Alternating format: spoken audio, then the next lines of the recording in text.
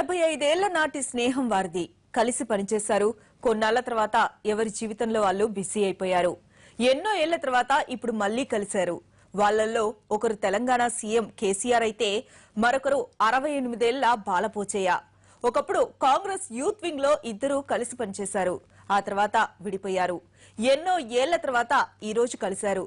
విశేషం ఏంటంటే జయశంకర్ జయంతి సందర్భంగా తెలంగాణ భవన్ లో ఆయన విగ్రహానికి నివాళులర్పించేందుకు వచ్చిన సీఎం కేసీఆర్ జన సందోహంలో ఉన్న బాలపోచయ్యను క్షణంలో గుర్తుపట్టారు. అంతేకాదు పిలిచి మరీ అందరికీ పరిచయం చేశారు. ఏళ్ల తరబడి ఒకరినొకరు చూసుకోకపోయినా కేసీఆర్ తనను క్షణంలో గుర్తుపట్టడంతో బాలపోచయ్య ఆనందానికి అవధులు లేకుండా పోయాయి.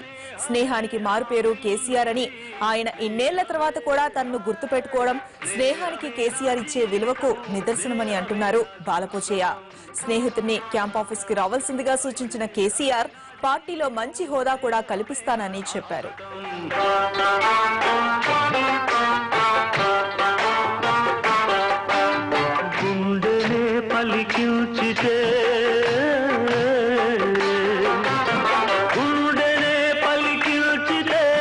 కోటి పాటలు పలుకుతాయి, మమతనే పండిల్చితే మనుల పంటలు దొరుకుతాయి.